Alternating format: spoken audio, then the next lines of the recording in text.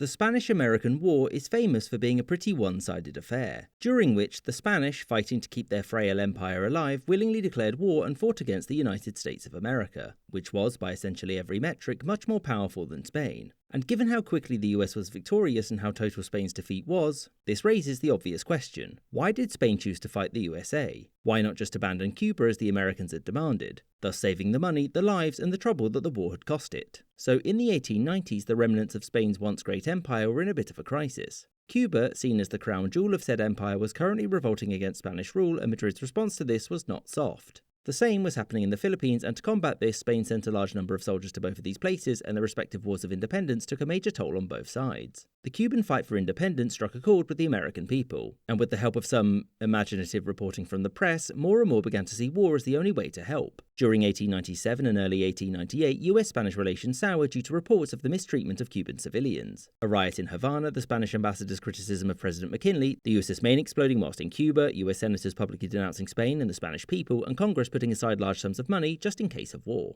Whilst more and more Americans were becoming pro-war, there were still many there that opposed it, including, at least partially, President William McKinley, who was somewhat skeptical of the benefits that war could bring. McKinley had been trying to negotiate with Spain to end the Cuban conflict without US military intervention being needed. The US government demanded that Spain and the rebels sign a ceasefire, which was something that Spain also wanted. The issue was that ceasefire meant different things to both sides, with Spain assuming that it meant the end of the rebellion within Spanish Cuba, and the Americans believing that it meant Cuban independence. And so, when Spain and the rebels paused the fighting in early April 1898, McKinley and his government were thrilled. That was until they learned that Spain had no intention of leaving Cuba, something which would have been completely unacceptable to the American people. Tensions rose, and as war seemed unavoidable, the US implemented a naval blockade of Spanish Cuba. So, according to basically everyone, a blockade of another nation's waters is seen as an act of war. And upon learning of the Americans doing this, the Spanish retaliated by formally declaring war. As you'll know, the following war between itself and the US was short and devastating for Spain, with Madrid signing away Cuba, the Philippines, Guam, and Puerto Rico, whilst having to deal with the national shame that came with this. So why did Spain agree to fight instead of just agreeing to the US demand to leave Cuba, which would have kept the door open to them retaining the Philippines and their other colonies? Well, there were numerous reasons why Spain decided to declare war on the United States. The first was the extreme pressure from the military in Madrid. Mateo Sagasta, Spain's prime minister, made it clear that he was willing to grant Cuba greater autonomy within the Spanish Empire, and whilst the Cuban rebels rejecting this isn't surprising, in Madrid, high-ranking military officers made it clear that any negotiated settlement would be seen as an affront to Spain's national honour, and that the army wouldn't tolerate it. Whilst the implicit threat from the officer class would have been a pretty good motivator, the political leaders of Spain were no fools. They knew that the Spanish people would be mortified that the government had just abandoned Cuba, the birthplace of the Spanish Empire and a major part of their national history. And it wasn't much of a leap from there to assume that this embarrassment would lead to turmoil and potentially revolution. And besides, any negotiated exit would become harder and harder as tensions rose, because just like in America, the Spanish people were becoming much more pro-war,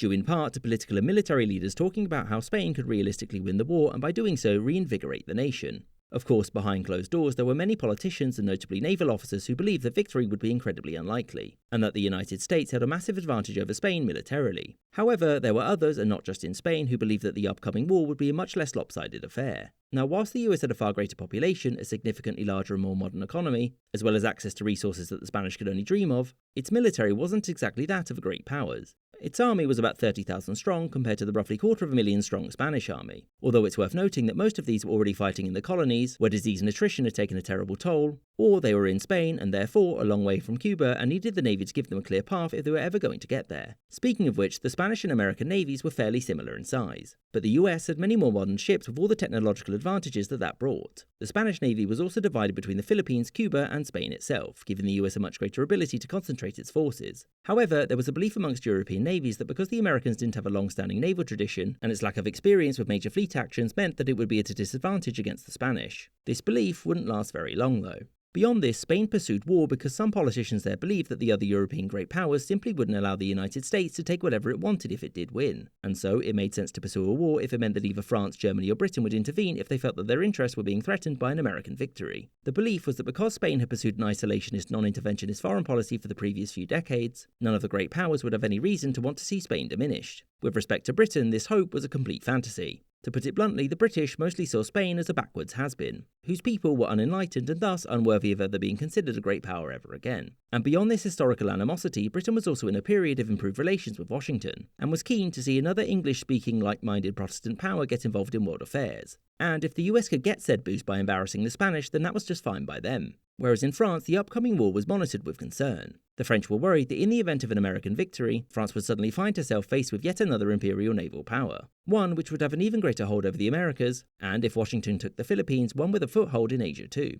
To the French, American expansion so close to its growing empire in Asia was absolutely terrifying, and there were worries that the United States would get a taste for empire, and would thus soon turn its attention to Africa as well. The problem for the French was that military involvement was completely out of the question, and going to war would risk weakening France and giving its neighbours and rivals a chance to profit. Not to mention the fact that the United States was a major trade partner and the French relied on the import of natural resources from it. As such, its best bet was to aid Spain diplomatically, by either bringing the war to an early close, thereby allowing Spain to retain more of its holdings, or to mediate peace talks and try to convince the Americans to ask for less. But the Americans were clear that they wanted absolutely zero European interference in either the war or the peace, and so the French were forced to just sit there and hope for the best. And with that, Spain's best hope was now Germany. The German government saw the approaching war as a potential issue, believing that the defeat of the Kingdom of Spain by the American Republic could lead to a revolt there and by extension the end of the Spanish monarchy, thereby weakening monarchism itself in Europe. It pushed for Austria, Russia, Italy and Britain to make a statement in support of Spain's continued imperial presence in Asia and the Americas, but all of these powers refused. Germany had deep trade ties with the United States and so didn't want to risk upsetting them with a public declaration, and so it opted for a sneakier route. Knowing that Spain was now likely doomed, it sought to gain the Philippines or at least part of it for itself. Germany's own fleet in the region was shadowing the American one, the hope in Berlin being that either the US would reject imperialism and allow for the Spanish to remain, whom the Germans would promptly help in suppressing the rebels in return for some bases there, or that the Germans could convince the United States that taking the islands would threaten the European balance of power, and that Washington's newfound closeness with London would force Germany to make an alliance with Russia, Austria and France to counteract their combined threat.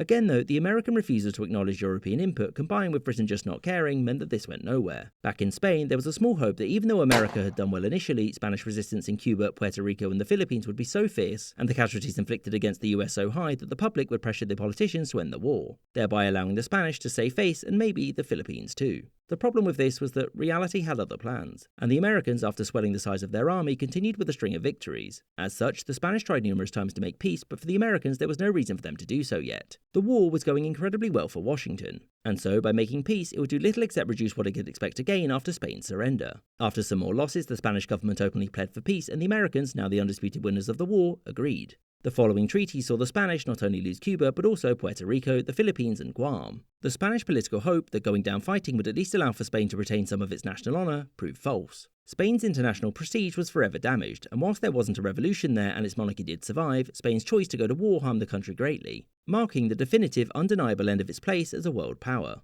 I hope you enjoyed this episode, with a special thanks to my patrons: James Bizanet, Sky Chappelle, Kartoitska, Winston Kaywood, Marvin Cassow, YN Hockey, Michael Holbert, Paul H, Castle Bravo, Shuenin, Alex Schwinn, Gustav Swan, Andy McGeehee, Lester Diamond, Yuduan Wang, Anthony Beckett, AF Firefly, Respectable Level of Chaos, Captain Psydog, The Flying Deutschland, Spencer Lightfoot, Robert C. Perkins, The McWhopper, Rod D. Martin, Camoon Yoon, Dr. Frederick, Dan Lyman, The Jim Stanham, Remco Heusman, Jim Struenberg and Lord Beak.